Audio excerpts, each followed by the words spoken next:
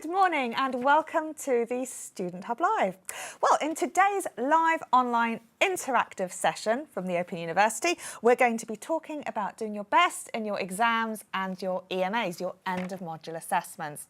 Something that not many of us relish, but many of us face. And so in today's programme, we're going to be dealing with a range of topics all around end of module assessment, be that something that you do much like a TMA or something that you go to a centre and sit, which may be an exam.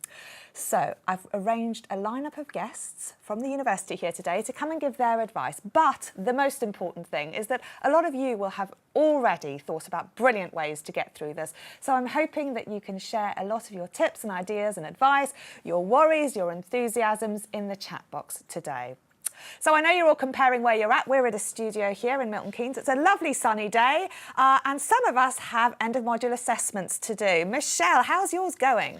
Well, Karen, I wanted to get more done this past weekend than I did get done. The weather's really sunny now, blue sky, I'm struggling a bit, so I'm really keen to hear the tips and tricks that we're going to get today about doing a good EMA.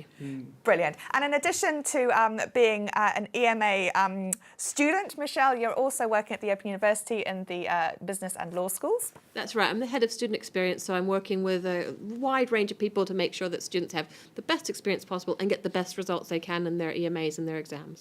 Brilliant, lovely, thank you. And HJ, how's everyone at home? We're doing really well. It's very sunny everywhere, it seems, which is really nice to hear. So that's all positive vibes for exam and EMA season. I know George and Carla say it's very sunny by them. Shahida's joining us this morning as well. So just put where you are. We'd love to know how it's going. How are you getting on with your TMA, EMAs and this exam preparation? And yeah, I like lots of tips as well. I never seem to quite get to a point where I know everything or I've got the perfect way to do it. So any tips to help me along my journey, I'd love to hear them. I think that's a really ambitious aim, HJ, if I'm honest.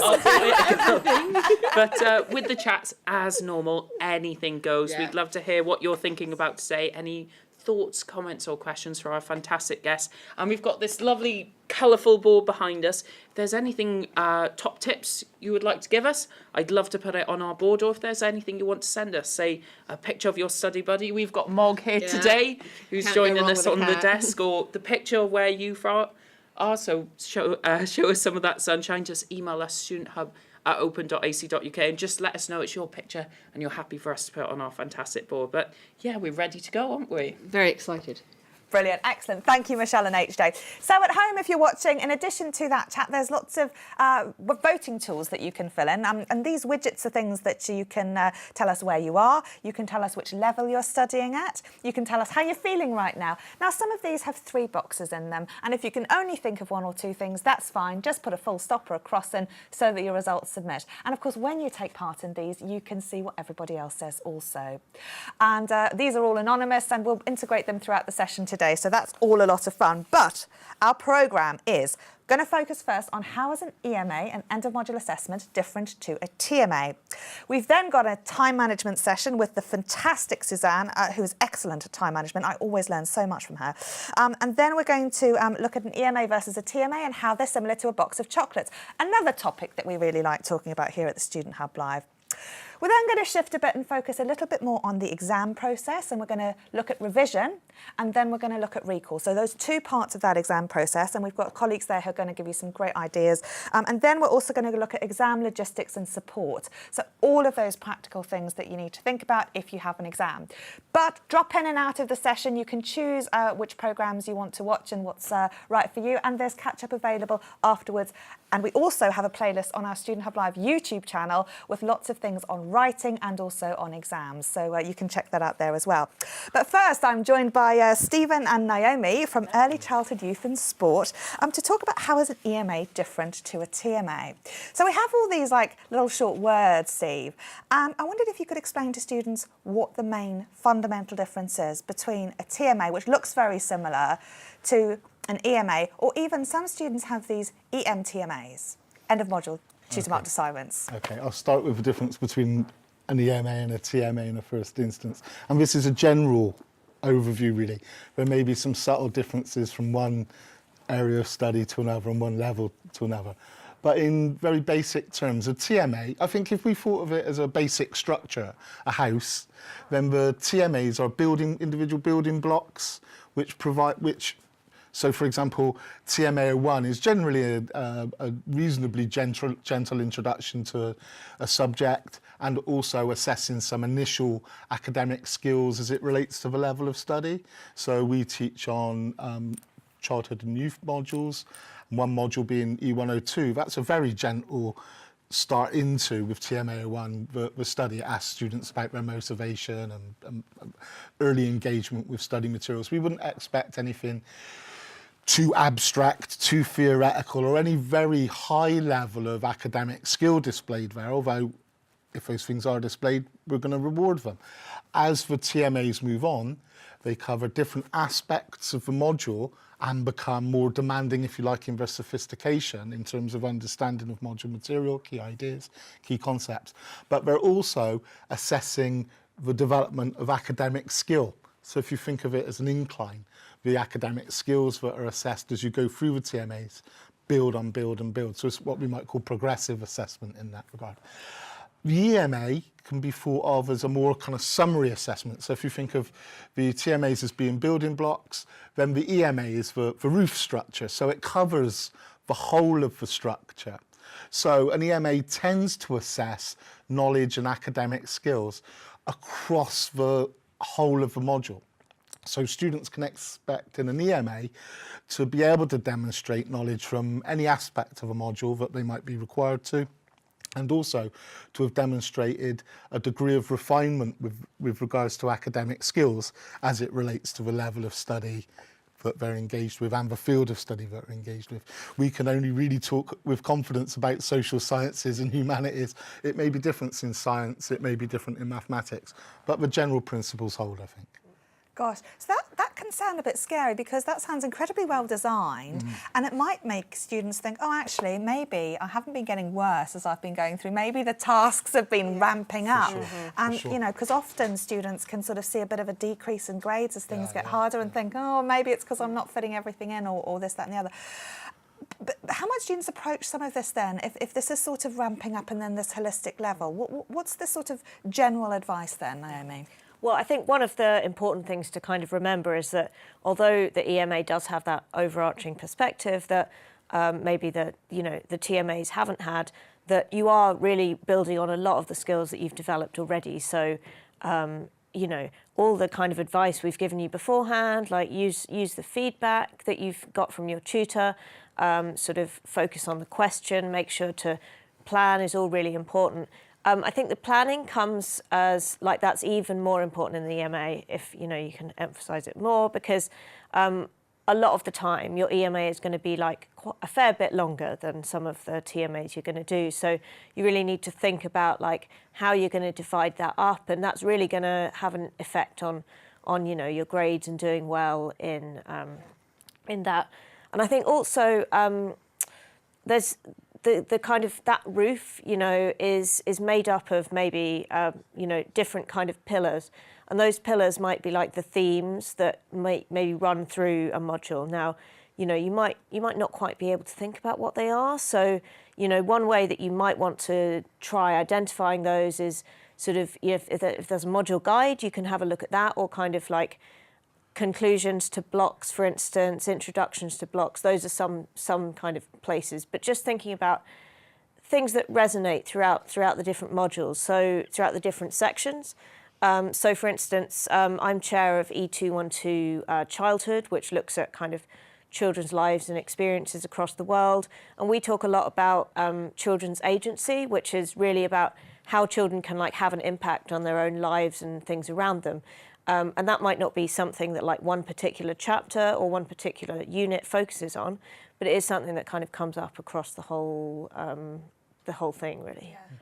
So at home, if you're watching, it might be worth thinking about how maybe some of these themes or general ideas from the module are sort of there initially, and then you might have picked up on them as you're working through, but thinking about how you might integrate them. So that in the chat might be something you want to talk about, whether or not you've identified some of those themes, and maybe thinking about how you could include them in there as well. Because I think it's one of these things that all of a sudden, like, you've got this sort of progressive thing, but you're not expected to all of a sudden be perfect and have all this profound knowledge. It's about recognising how to integrate something, and often that guidance will be there as well. It's not that students need to necessarily pick up on themes if they're not asked to. All of those instructions will be clearly laid out, but this is a common thing in that overarching strand that they'll need to address. Now, one of the things that we sort of hinted at but haven't clarified is that often the weighting is more important. So often there's more marks. This matters more in terms of the grades that make up the assignment. Sorry, the overall module performance. But the other thing that you mentioned, Steve, was that often your tutor marks it, or sometimes another tutor might mark it. And so the level of feedback that you get might be different. Can you talk us through how useful that is and what students might expect if they maybe haven't done an EMA before? Okay, so students will be familiar with, by the time they get to an EMA, they'll be familiar with the fact that they've received an amount of feedback from the tutors on TMAs, often orientated towards the next TMA, and sometimes with an eye on the EMA. And I think just to add in there is that students can start thinking about the EMA from the beginning, and as you're reading your module materials and thinking about feedback from tutors, think about how that might contribute to the EMA. When you come to the EMA, first thing is, do not assume that this is just a continuation of that conversation with your tutor. First off is that if you're actually doing an EMA as opposed to an EMTMA, I know it gets confusing, an EMA is generally marked by, or may well be marked by somebody other than your tutor, and particularly if there's a regime of second marking.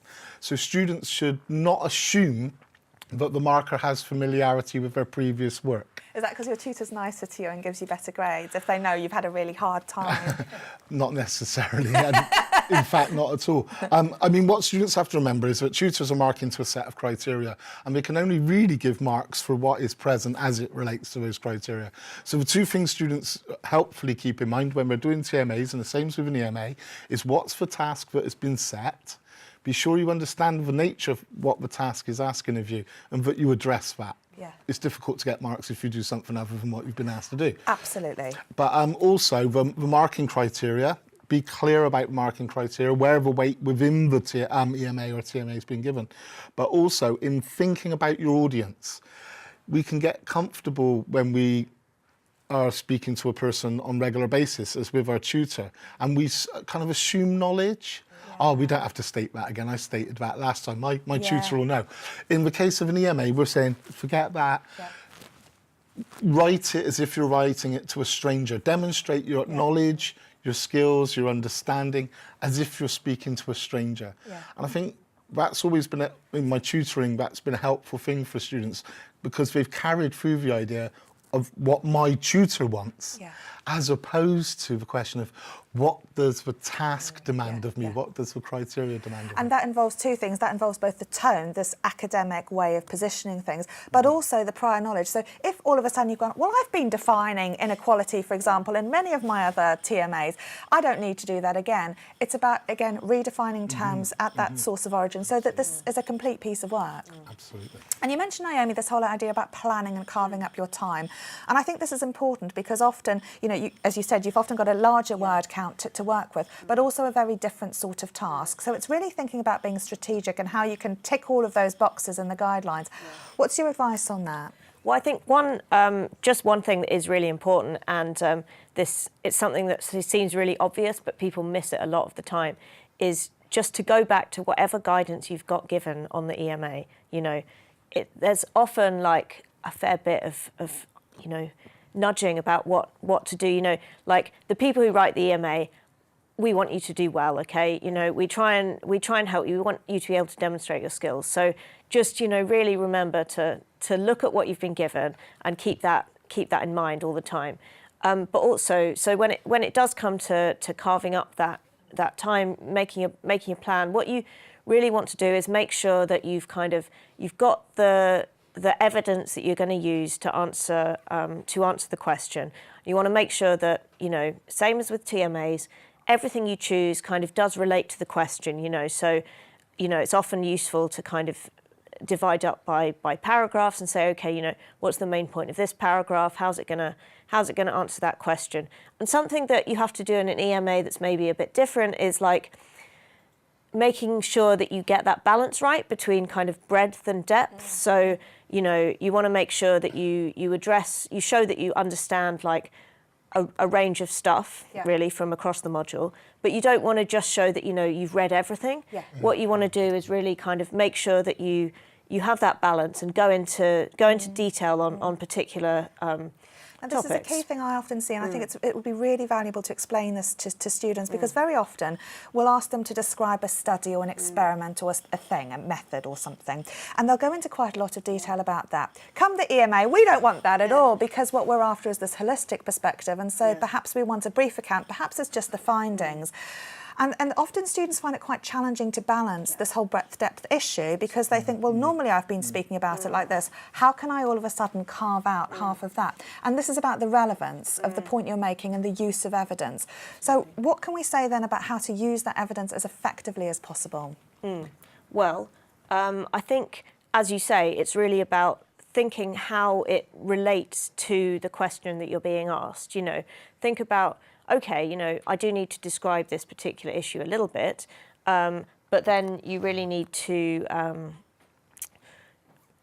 be clear about how it relates to the question, how it helps you, and really make that, because sometimes you can think that in your mind, and a lot of the time, like when I'm marking things, like I'd say, okay, I can sort of see that this is maybe relevant, I can maybe understand what you're thinking, but I can't give you credit for that. Like if you haven't explained, okay, this is why this helps answer that task. Because it's this distinction between showing that you can find something in the text and showing that you can understand it, and it's about your interpretation, isn't it, Steve? I think this is where students will start to appreciate why we go on so much about developing good referencing practices and why we go on so much about developing your ability to write in your own words, because being able to cite theories and theorists effectively whilst writing in your own words gives you a different economy in terms of writing.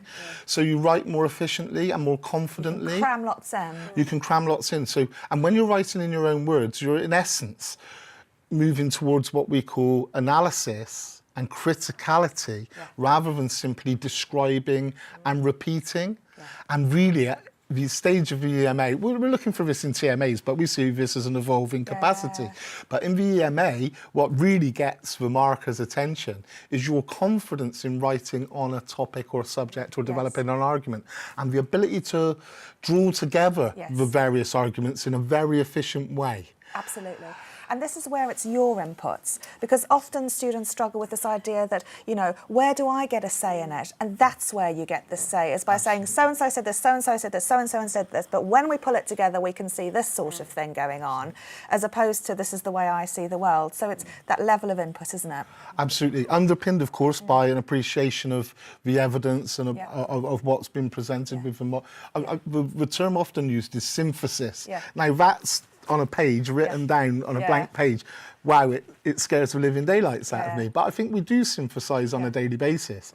It's just that we start to understand within academic practices that we do it in a particular way. We're able to cite, we're able to draw upon these ideas, and we're able to present them in our own words. Brilliant.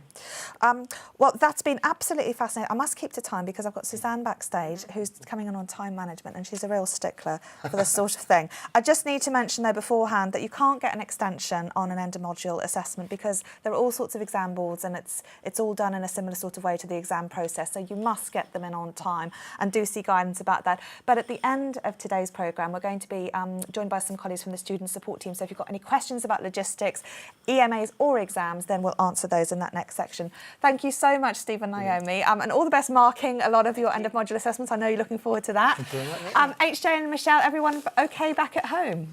Yeah, we're all getting ready for exams and assignments. I know George is doing his last TMA, and then he's heading up to his exam on his practical science course. So Good luck to him on that one. We've got a great session with Paul later on revision, so he's always got some great tips for us, and I'm sure George will find that very helpful. And Carla, we've relieved her anxiety. She understands more about what an EMA is. So thank you very much. Excellent job, well done. You two may go. Lovely, thank you very much. We'll be back just after this campus tour to show you another area of the OU campus, to a session about time management with Suzanne Stresner. I'll see you in a minute.